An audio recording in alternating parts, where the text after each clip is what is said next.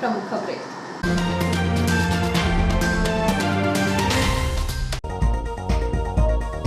स्वच्छ प्रतिष्ठान मास्क है जिंदगी और सिंगल प्लास्टिक यूज को लेकर प्रशासन चलाएगा अभियान, व्यापारी करेंगे सहयोग।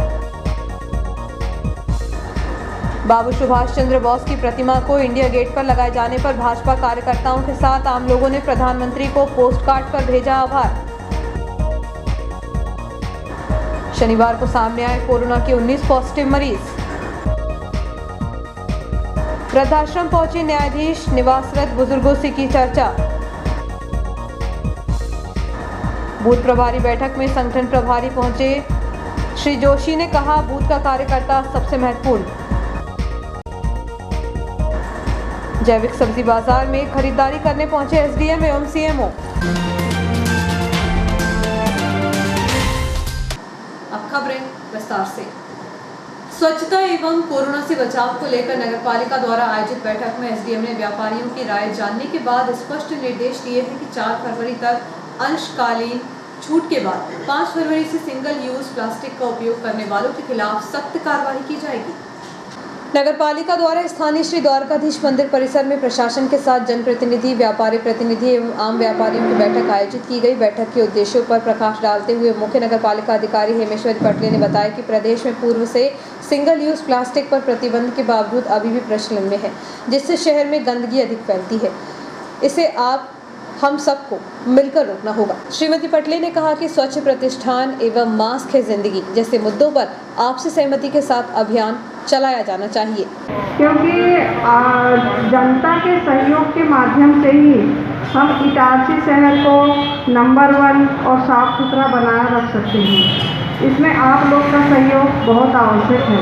तो आज बैठक आयोजित करने के हमारे 3 बिंदुओं पे हम बैठक आयोजित किए गए हैं। सबसे पहले है सिंगल यूज प्लास्टिक प्रतिबंध। सिंगल यूज प्लास्टिक के अंतर्गत थर्माकोल है या प्लास्टिक की बॉटल, गिलास, थाली, दोने, पत्तल, ये जो भी बन रहे हैं इनका हम उपयोग ना करें। और कैरी बैग के रूप में भी जो हम प्लास्टिक है, मास्क बहुत ज़रूरी है, क्योंकि मास्क लगाने से हम कोरोना महामारी से तो बच रहे हैं और जो अन्य छोटी मोटी बीमारियां हैं उससे भी हम लोग को सावधानी और सुरक्षा मिल रही है।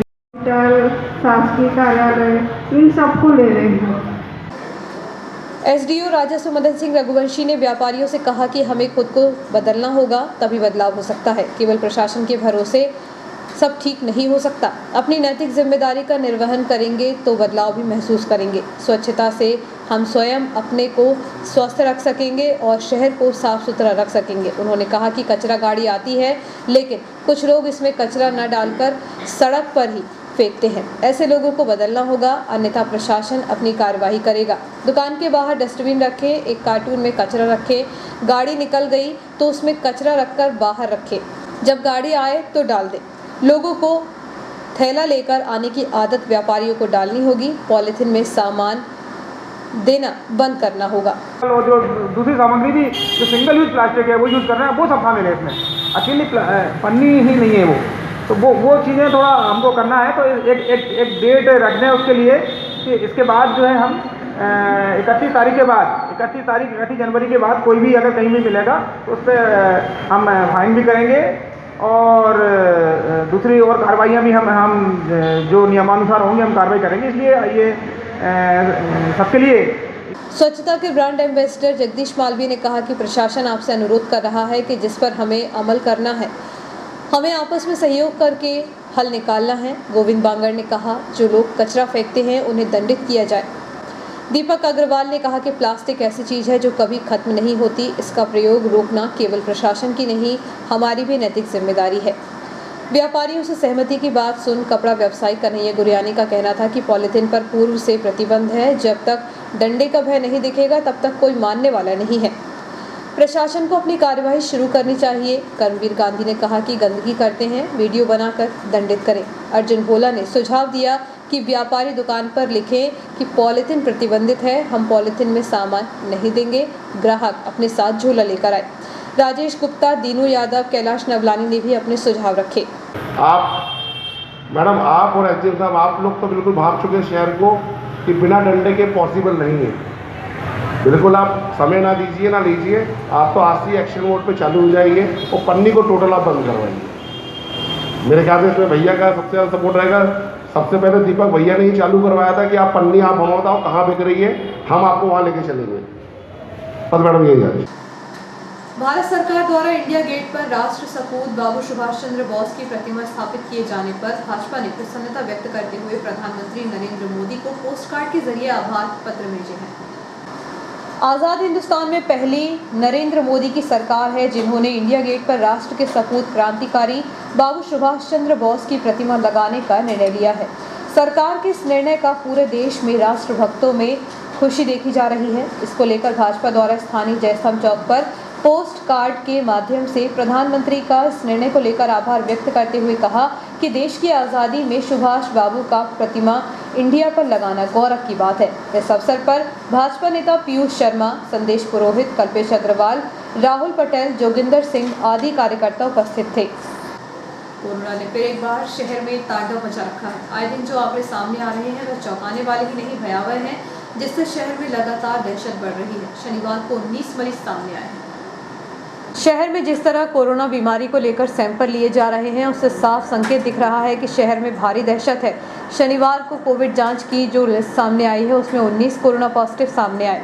यदि इसी तरह पॉजिटिव मरीजों की संख्या बढ़ती गई तो शहर में विस्फोट होने से कोई रोक नहीं सकता। शहर में लगातार कोरोना पॉजिटिवों की संख्या बढ़ रही है। इसको देखते हुए प्रशासनिक स्तर पर सख्त कदम उठाए नहीं जा रहे हैं। जिला प्रशासन द्वारा प्रदेश शासन के आदेशों का इंतजार किया जा रहा है। ऐसा ना हो कि प्रदेश शासन के आदेशों के इंतजार में देर न हो जाए, जैसा कि अब संख्या आधा सैकड़ा से ऊपर जाने लगी है, जो सावधानी का संकेत तो आवश्यक रूप से दे रही है। आज भी शहर में 19 कोरोना पॉजिटिव मरीज सामने आए हैं। न्यास कॉलोनी स्थित अपना घर वृद्धाश्रम में शनिवार को विधिक साक्षरता शिविर आयोजित किया गया। कार्यक्रम के अतिथि न्यायिक मजिस्ट्रेट प्रथम श्रेणी निखिल सिंघई द्वारा वृद्धजनों को भरण पोषण तथा कल्याण अधिनियम 2007 से संबंधित जानकारी प्रदान की गई। साथ ही उनके द्वारा वृद्धजनों को उपहार स्वरूप मोजे भेंट किए गए। इस अवसर पर वृद्धाश्रम के सचिव नवनीत कोहली, प्रबंधक मुकेश दास वैष्णव, केयर टेकर ब्रजेश, ज्योति यादव, रसोइया तेज सिंह राजपूत, रागिनी राजपूत, भृत्य सुभाष साहनी एवं विधिक सेवा के अमर बर्मन उपस्थित रहे। भाजपा नगर मंडल पुरानी इटारसी के द्वारा संगठन महापर्व द्वारा चलाए जाने वाले बूथ विस्तारक अभियान की समीक्षा प्रदेश के उपाध्यक्ष एवं संभागीय प्रभारी पंकज जोशी ने भाजपा पिछड़ा वर्ग मोर्चा जिला अध्यक्ष जयकिशोर चौधरी के निवास पर की। इस अवसर पर पूर्व विधानसभा अध्यक्ष एवं विधायक डॉक्टर सीताशरण शर्मा भी उपस्थित थे। इस अवसर पर पूर्व विधानसभा अध्यक्ष एवं विधायक डॉक्टर सीताशरण शर्मा भी उपस्थित थे। इसके साथ ही पंकज जोशी ने कार्यकर्ताओं में ऊर्जा भरते हुए कहा कि बूथ का प्रत्येक मतदाता महत्वपूर्ण है और उसकी जानकारी सभी को होनी चाहिए। इसलिए विस्तारक अभियान में प्रत्येक कार्यकर्ता, चाहे वह छोटे पद पर हो या बड़े पद पर, सभी को सहभागी होते हुए इस बूथ विस्तारक अभियान में सक्रिय सहभागिता देनी चाहिए। इस अवसर पर मुकेश मैना, आशुतोष तिवारी, उमेश पटेल, जयकिशोर चौधरी, अर्चना पुरोहित, मयंक महतो, शक्ति केंद्र विस्तारक संयोजक मंडल के पदाधिकारी, IT सेल सह प्रभारी एवं अधिक संख्या में कार्यकर्ता मात्र शक्ति उपस्थित थी। शहर इटारसी में ऑडिटोरियम में लगे जैविक बाजार में SDM मदन सिंह रघुवंशी, मुख्य नगरपालिका अधिकारी श्रीमती हिमेश्वरी पटले और विधायक प्रतिनिधि जगदीश मालवीय ने विजिट किया। इन अधिकारियों ने किसानों से जैविक सब्जी, अनाज और फलों की खरीदारी की। अधिकारियों ने जैविक बाजार के इस कदम की सराहना की। SDM श्री रघुवंशी और CMO श्रीमती पटले ने कहा कि जैविक उत्पाद का उपयोग आज की ज़रूरत है। बिगड़ते पर्यावरण और नित नए रोगों से लड़ने के लिए अपनी रोग प्रतिरोधक क्षमता बढ़ाने में जैविक उत्पाद ही कारगर होते हैं। अधिकारियों ने जैविक बाजार में आए उपभोक्ताओं को कहा कि वे अपने घरों से निकलने वाले सब्जी के कचरे को बाहर न फेंकें, बल्कि उससे अपने ही घर पर जैविक खाद बनाएं। अधिकारियों ने उपभोक्ताओं को होम कंपोस्टिंग करने के तरीके भी बताए। 30 जनवरी को जयस्तंभ स्थित गांधी सभा भवन ट्रस्ट में राष्ट्रपिता महात्मा गांधी एवं राष्ट्र कवि माखनलाल चतुर्वेदी की पुण्यतिथि मनाई जाएगी। उक्त आशय की जानकारी संतोष कुरियानी, सचिव गांधी सभा भवन द्वारा दी गई। तवानगर पंचायत में वाटर सप्लाई का कई माह से बिल जमा नहीं किया गया है, जिसके कारण बिजली विभाग द्वारा वाटर सप्लाई करने वाले बड़े कुएं और छोटे कुएं की बिजली काट दी गई है, जिससे तवानगर पंचायत में पीने के पानी का संकट उत्पन्न हो गया है। तवानगर पंचायत में पीने के पानी का संकट उत्पन्न हो गया है, जबकि तवानगर पंचायत में प्रति माह 60 रुपये प्रति परिवार के हिसाब से पानी का बिल वसूला जाता है। इसके बावजूद बिजली का बिल जमा नहीं किया जाता। बिजली विभाग का तकरीबन 12,38,060 रुपये का बिल जमा नहीं किया गया है। इसके अलावा वाटर सप्लाई करने वाले कर्मचारियों को विगत 5 माह से वेतन नहीं दिया गया, जिसके कारण वाटर सप्लाई करने वाले कर्मचारियों को आर्थिक रूप से परेशान होना पड़ रहा है। जब तवानगर पंचायत की जनता प्रति माह बिल जमा कर रही है तो पंचायत द्वारा वाटर सप्लाई का बिल जमा क्यों नहीं किया जाता है? यदि कोई व्यक्ति बिल जमा नहीं करता है तो पंचायत द्वारा उस पर कोई कार्यवाही क्यों नहीं की जाती? ऐसी स्थिति में जो लोगों को पानी का बिल जमा करते हैं उनकी क्या गलती है? शायद उनकी गलती यही है कि वे प्रति माह पानी का बिल जमा करते हैं। पंचायत का ये तरीका आम जनता के लिए समस्या उत्पन्न कर रहा है। ऐसी स्थिति में जो लोग ईमानदारी से पानी का बिल जमा करते हैं उनका कहना है कि अब हम भी बिल जमा नहीं करेंगे। जब बिल जमा करने पर लाइन काटी जा रही है तो फिर बिल जमा करने का क्या मतलब? जब गेहूं के साथ घुन पिसना है तो फिर घुन बनने को तैयार है। जो बिल जमा कर रहे हैं पंचायत द्वारा वाटर सप्लाई का बिल जमा नहीं करने वाले लोगों के खिलाफ कार्यवाही करना चाहिए। जो पंचायत द्वारा की जाती बिजली विभाग द्वारा हर 1-2 माह में वाटर सप्लाई की बिजली कट कर दी जाती है। इसके अलावा कुछ समय पहले पंचायत में हो रहे पाइपलाइन और पानी की मोटर को चोरी छिपे बेचने की शिकायत पूर्व में एसडीएम कार्यालय इटारसी में की गई थी, लेकिन अब तक प्रशासन द्वारा कोई जांच नहीं की गई, जिससे कई लोगों के हौसले बुलंद है। प्रशासन को जल्द जांच कराकर दोषियों के खिलाफ मामला दर्ज कराया जाना चाहिए। जल्द कोई कार्रवाई नहीं होने की स्थिति में पंचायत का घेराव किया जा सकता है। तवानगर में जो बीएसएनएल मोबाइल टावर लगाया गया है उनकी बिजली भी बिजली विभाग द्वारा काट दी गई है, जबकि तवानगर में तकरीबन 5 से 6 हज़ार प्रीपेड मोबाइल हैं, जिसमें कस्टमर द्वारा पहले मोबाइल रिचार्ज कराया जाता है, तब व्यक्ति द्वारा मोबाइल पर बात कर पाते हैं और बच्चे ऑनलाइन पढ़ाई कर पाते हैं। ऐसी स्थिति में बीएसएनएल द्वारा बिल न जमा होने का कहकर तवानगर स्थित बीएसएनएल टावर की बिजली काट दी गई है, जबकि तवानगर में तकरीबन बिजली काट दी गई है। मंथनाट एजुकेशन एंड वेलफेयर सोसाइटी की टीम ने शीतलहर और ठंडी से बचाव के लिए ग्राम पंचायत नागपुर कला के जमाई दमामी में गर्म कपड़े बांटे हैं। शीतलहर और ठंड से बचाव के लिए ग्राम पंचायत नागपुर कला के जमाई दमामी में मंथनाट एजुकेशन एंड वेलफेयर सोसाइटी की टीम अजय कुमार मेहता, जियालाल मर्सकोले, अखिलेश इरपाचे, एडवोकेट ब्रजेंद्र नागा ने गांव के 60 छोटे छोटे नन्हे मुन्ने जरूरतमंद बच्चों को ठंडी की इनर और टोपे सहित गर्म कपड़े पहनाए ताकि इस ठंडी से उनका बचाव हो सके। वक्त एक छोटी सी ब्रेक का, बने रहिए जियो हेल्थ न्यूज के साथ।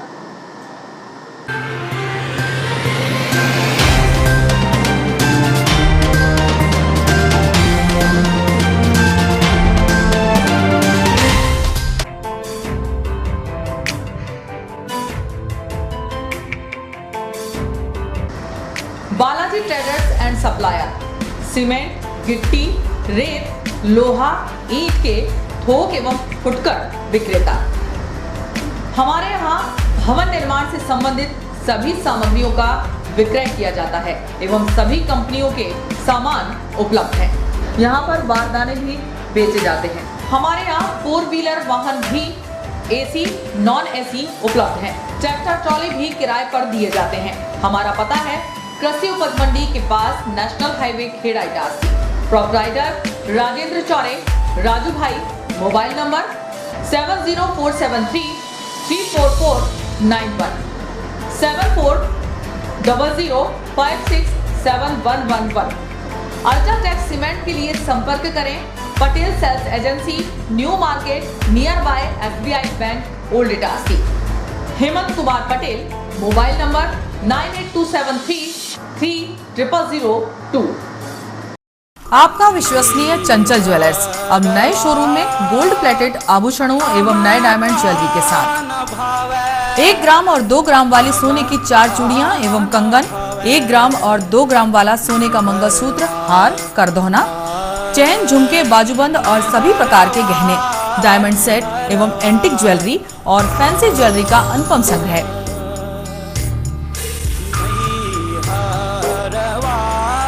दुल्हन सेट किराए पर उपलब्ध है। 1 ग्राम और 2 ग्राम की हर खरीदी पर निश्चित उपहार पाएं। 1 ग्राम ज्वेलरी मात्र 2000 रुपए में, 2 ग्राम ज्वेलरी मात्र 4000 रुपए में, 3 ग्राम ज्वेलरी मात्र 6000 रुपए में, 4 ग्राम ज्वेलरी 8000 रुपए में, 5 ग्राम ज्वेलरी मात्र 10,000 रुपए में। हमारा नवीन पता है चंचल jewellers, Guru Nanak complex, Bharat talkies road, Itarsi. Mobile 09893054377। अब साधारण पानी और आम वाटर फिल्टर से अपने स्वास्थ्य को खतरे में न डालें। फ्रेस्को इंट्रोड्यूस करते हैं लेटेस्ट टेक्नोलॉजी पर आधारित क्लीन, क्लियर और pure water solution RO, reverse osmosis water treatment system, साधारण और यूवी वाटर प्यूरिफायर केवल पानी को पार्टली ही क्लीन कर पाते हैं, जबकि आरओ रिवर्स ऑस्मोसिस एक जटिल बायोलॉजी प्रक्रिया है जो देती है clean and safe drinking water, जो हैवी सॉल्ट और हानिकारक मिनरल्स को दूर कर पानी का स्वाद बढ़ाते हैं। हाई ब्लड प्रेशर, किडनी में स्टोन, डाइजेशन और गैस्ट्रिक प्रॉब्लम को दूर रखती है। बोरवेल के पानी और साधारण जल प्रदाय के पानी को प्रोसेस कर प्योर क्वालिटी ड्रिंकिंग वाटर बनाती है। इनमें किसी तरह का कोई केमिकल उपयोग नहीं होता। तो अब जल ही जीवन नहीं बल्कि प्योर क्लीन वाटर है तो जीवन है। अधिक जानकारी के लिए संपर्क करें Rajat Mishra, centre point sales, authorised service centre, 9 convent school road, near HP gas agency, Itarsi. 07572404747। ज्यादा बचपन से ही हमें ज्यादा कैसे मिले, इसे जांचने और परखने की समझ होती है, और इसी जांच और परख से हमें मिलता है फायदा। ज्यादा स्टोरेज का फायदा, ज्यादा कन्वीनियंस का फायदा, ज्यादा कंफर्ट का फायदा, ज्यादा स्पेस का फायदा, ज्यादा माइलेज का फायदा। अब तक 10 लाख से भी ज्यादा परिवारों ने ये सारे फायदे पाए हैं। तो आइए आप ही जांचिए, परखिए और फायदा पाइए। TVS जुपिटर, ज्यादा का फायदा। तो आज ही विजिट करें ताज TVS शोरूम, नागपुर रोड, पुरानी इटारसी। फोन नंबर 266282 और मोबाइल नंबर 80691399213 और दूसरा मोबाइल नंबर 9425039583।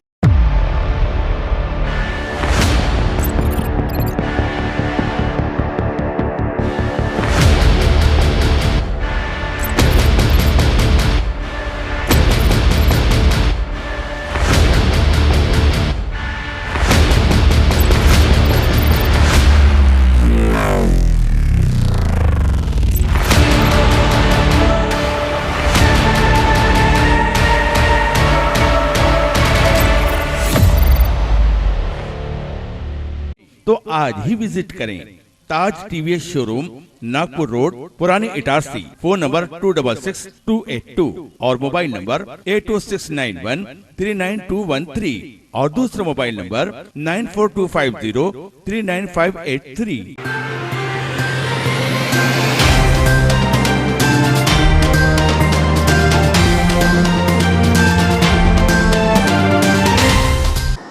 ब्रेक के बाद समाचारों में एक बार फिर आपका स्वागत है।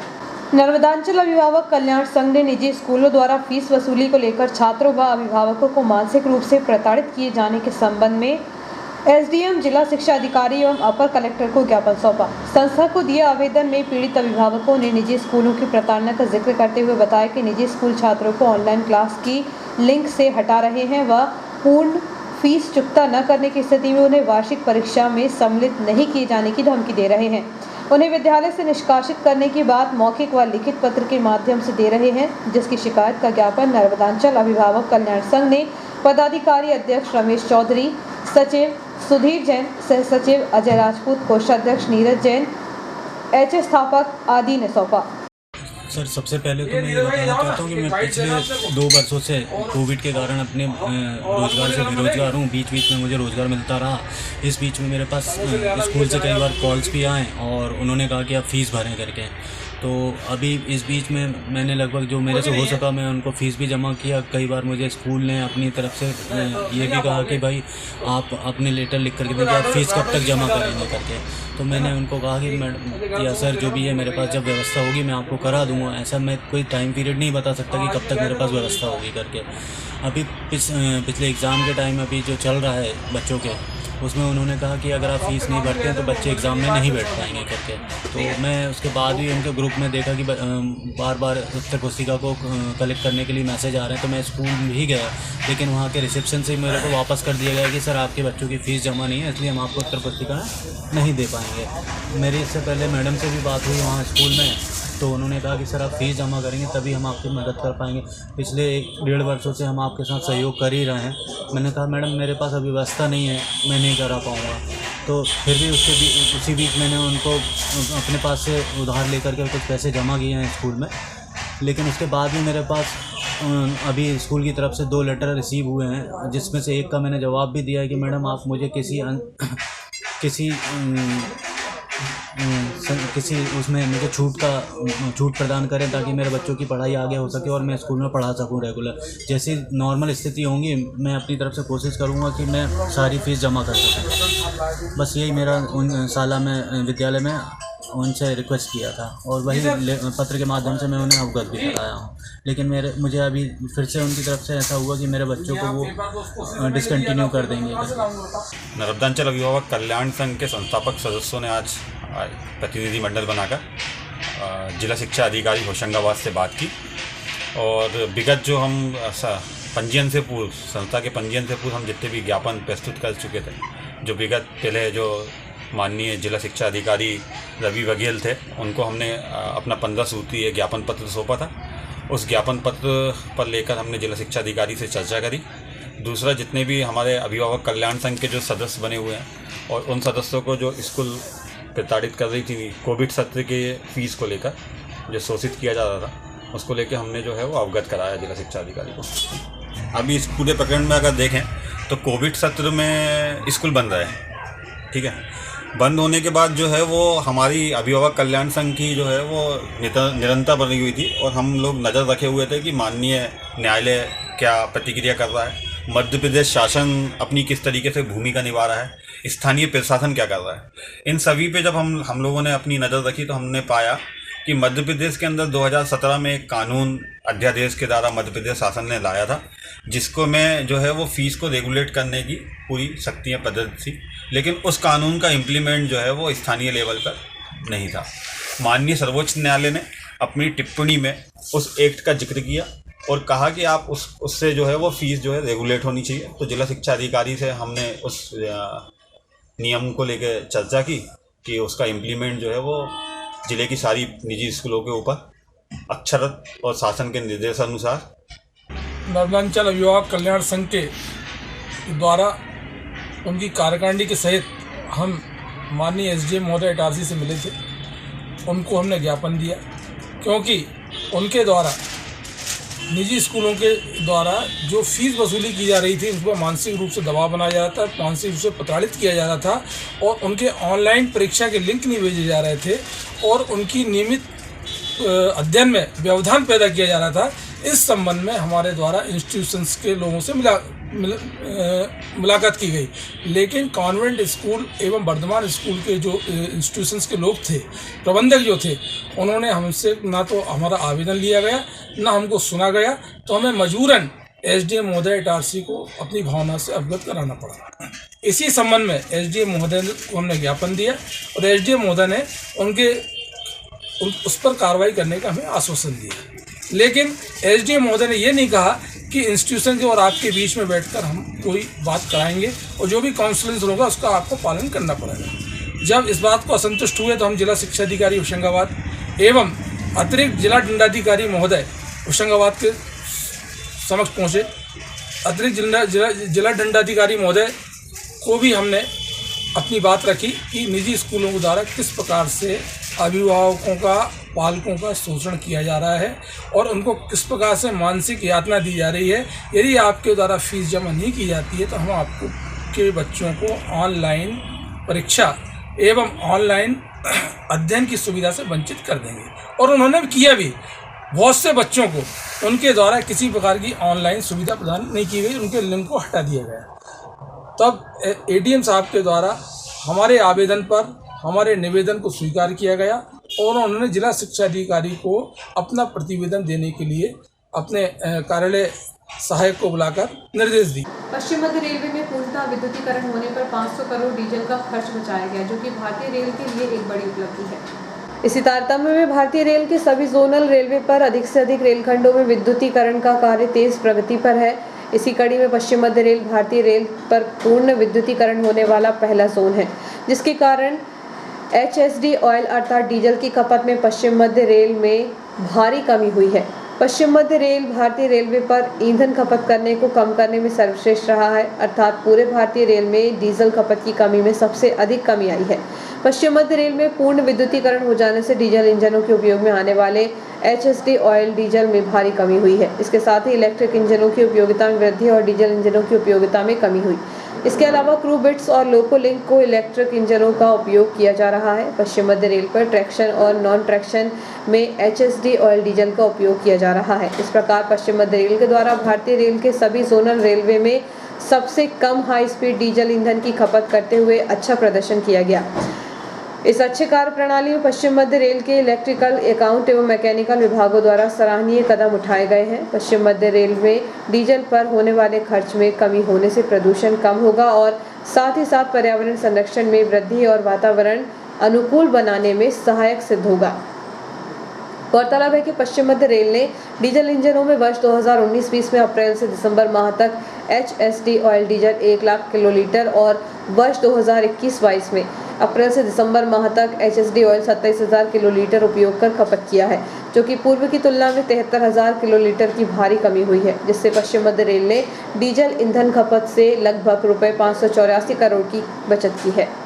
हरिजनों को आवंटित शासकीय भूमि पर स्थगन के बावजूद अवैध निर्माण किए जाने की शिकायत अभिषेक बरखंडे द्वारा थाना प्रभारी से की गई है। बताया जाता है कि लगभग 10 दिनों पूर्व ही कार्यालय तहसीलदार द्वारा इस निर्माण कार्य को लेकर स्थगन आदेश जारी किए गए थे। बावजूद इसके निर्माण कार्य जारी था। मामला थाने पहुंचने पर मौके पर पुलिस बल पहुंचा और उन्होंने चल रहे निर्माण कार्य को स्थगन आदेश के परिपालन में बंद करा दिया। इस संबंध में पीड़ित का कहना है कि कुछ लोग मनमाने तरीके से यह कार्य कर रहे हैं। यदि हमें शीघ्र ही न्याय नहीं मिला तो अब आंदोलन की लड़ाई लड़ी जाएगी और हरिजनों का एक दल शीघ्र ही मुख्यमंत्री से मुलाकात कर निर्माण कार्य में जबरन हो रही दादागिरी पर अंकुश लगाने की मांग करेगा। इन दिनों चल रहे शीतकाल से रबी की फसलों को अनुकूल मौसम का फायदा मिल रहा है। हालांकि क्षेत्र के किसानों का मानना है कि इसी प्रकार से शीतकालीन मौसम आगामी फरवरी माह तक यदि चलता रहा तो रबी सीजन की दोनों प्रमुख फसलों गेहूं और चना की पैदावार अच्छी होने की संभावना है। शहर के आसपास बड़े रकबे पर किसानों द्वारा प्रतिवर्ष पारंपरिक फसल के रूप में रबी सीजन में मुख्यतः गेहूं एवं चना की फसल ली जाती है। वहीं इस बार जनवरी माह तक मौसम बदलाव ने हल्की बारिश की स्थिति बन जाने से किसानों को दिए हुए एवं चने की फसल में पानी देने की स्थिति में कुछ हद तक मदद मिली है। इसी के साथ करीब 1 माह से शीतकाल का मौसम और कड़ाके की ठंड पड़ने से रबी फसलों को मौसम की अनुकूलता का खासा फायदा मिलता देखा जा रहा है।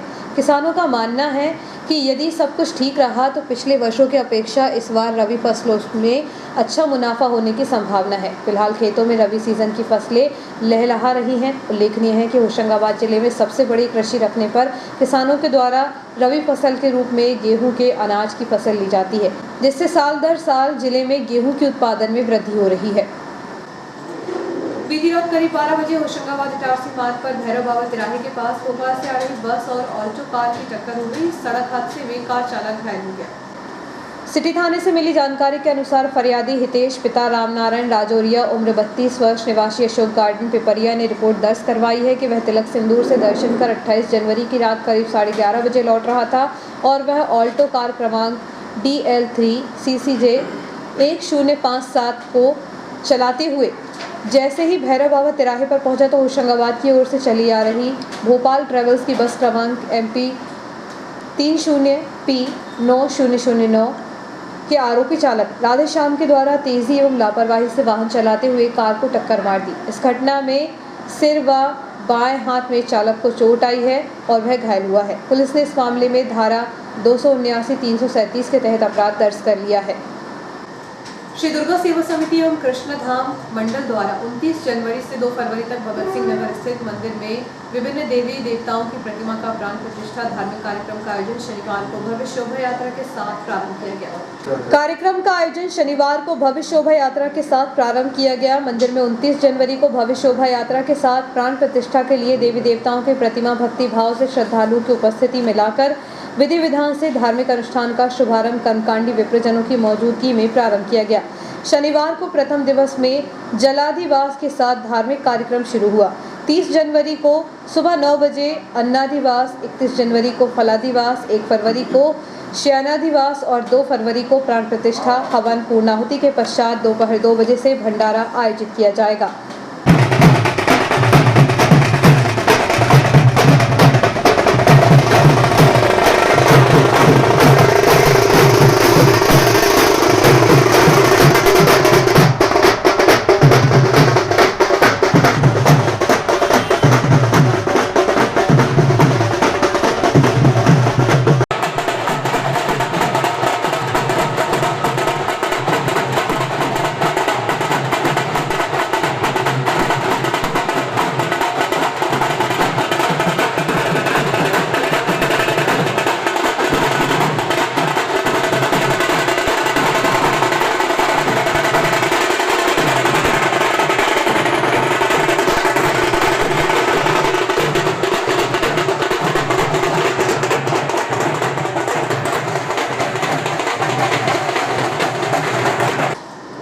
और आइए देखते हैं प्रमुख खबरें एक बार फिर।